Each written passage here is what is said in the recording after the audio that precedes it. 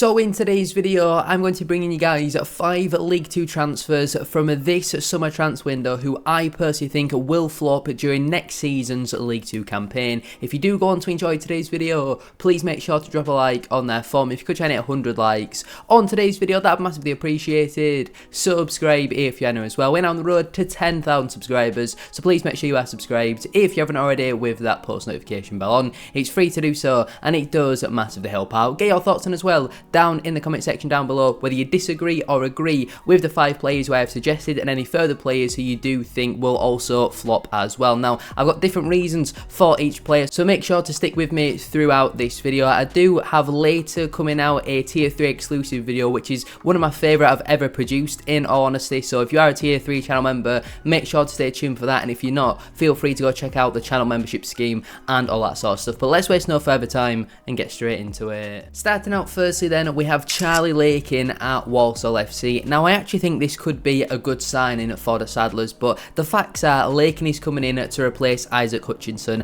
and the expectation from the Saddlers fans is that Lakin should be able to get the goal contributions which Hutchinson produced last campaign, but I personally don't see him doing that, and that is why I do think he will flop. Isaac Hutchinson was one of the best attacking midfielders in the division last campaign, and has since moved on to League 1 side of Bristol Rovers. Last season, Hutchinson scored 12 goals and assisted on 11 separate occasions in 43 league starts. The 24-year-old has undoubtedly a lot of attacking talent and proved to be one of the best attacking midfielders in the league last season. And Charlie Lakin, while he had an okay campaign last year, he's now had a number of loan spells in different clubs where he hasn't quite managed to find a home. You know, he's only 25 years of age, but he's already had a number of clubs, already had 5 different loan spells throughout his career as well. Spent the first half of last season with AFC Wimbledon, only managed the 6 matches there, then went to Sutton where he did actually quite well, in all honesty. 21 total appearances for him, where he scored 8 goals and chipped in with 5 assists. He got a hat-trick of assists in a 3-1 win at home to Accrington Stanley. There's no doubt there's a lot of talent in Charlie Lakin if you can get the best out of him, but it's about him now finding a home, and there's going to be a lot of pressure and expectation on his shoulders to be the replacement for Isaac Hutchinson. I personally don't see him being able to do that, and that is why I do think he will be a flop next season. Next up then, we have Elliot Nevitt, who has signed for Gillingham FC. Now, Gillingham have struggled for goals for a number of years now, whether that be Ollie Hawkins, Tom Nichols, Josh Andrews. The list goes on of the amount of strikers at Gillingham who haven't quite worked out, and Nevitt obviously comes off the back of a very, very good season. 16 goals in 28 league starts, 43 total appearances for him, averaging a goal every 174 minutes. Undoubtedly the best season of his career, also contributed to 2 assists, but he's definitely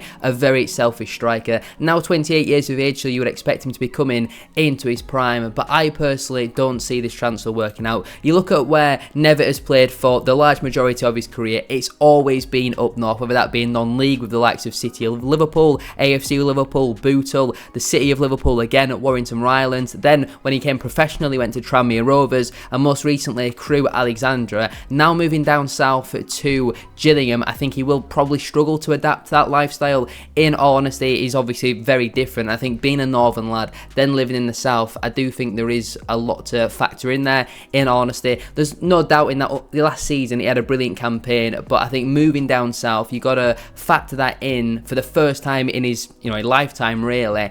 And Gillingham are quite similar to Bradford, in all honesty, where strikers come with big expectation and never really deliver, or at least that's certainly been the case over the last couple of seasons. I think it might work out for them, but I think if I had to put money on it, I'd probably back more against him flopping rather than succeeding. I can certainly see him playing like 43 games, ending up with 4 goals and 1 assist, which obviously wouldn't be very good for him. But I think Jack Nolan signing for the Gills could be a really good sign, and it might help improve Elliot Nevitt as well if he's putting a lot of chances on plates for Nevitt. There's no doubt in that he will work very hard for them, but definitely a very selfish striker, and if he's not scoring the goals, he can certainly be a bit of a frustrating player, but I personally believe he will flop next campaign. Next up then, we have Joe Pigott, who was signed on a seasonal loan with AFC Wimbledon. I think first and foremost, whenever you re-sign a player who is very successful in their previous spell, it's never as good the second time around, is it? Or at least it's very, very rare. Just like a movie, the sequel is never as good as the original, and I look at Pigott's record since leaving the Wombles,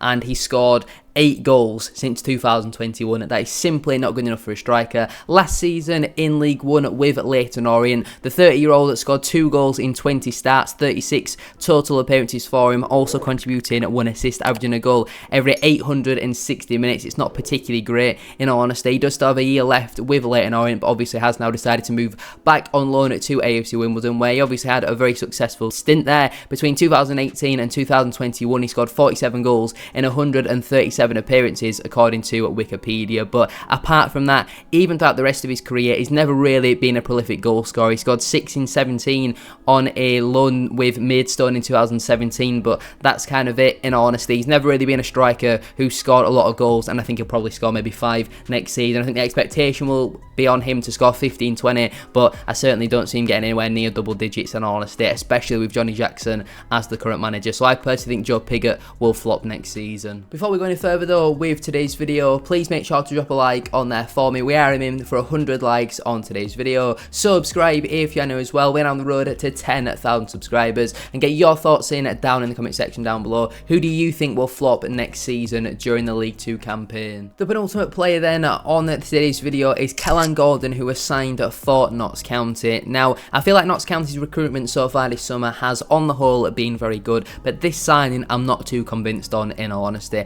I look at Aaron Nemane and I think he will comfortably be the starting right wing back going in to next season with how the Notts squad currently stands. But again, I'm very confused by this signing, because while on the other side they've brought in Nick Tsuralua from Crawley Town, where Kellan Gordon has also come from, I think he's an unbelievable signing, but Gordon for me just seems a little bit baffling. He's 26 years of age, so he is that type of profile that you want to be signing, especially as a League 2 club. He's come in on a 2-year contract, and don't get me wrong, he could prove me wrong and massively improve over the next couple of seasons in League 2. Notts County will be hoping to get out of the division this campaign, but I look at Kellan Gordon's attacking output throughout his career. He's only scored 8 senior goals, and his assist record isn't particularly amazing either. Last season for Crawley, he made 33 total league appearances, 23 of them being starts. 1 goal and 1 assist isn't particularly ideal when you consider Crawley had a goal scorer in Danilo Orsi, who was scoring goals left, right and centre for fun last season. I think he got 25 goals in all competitions, something crazy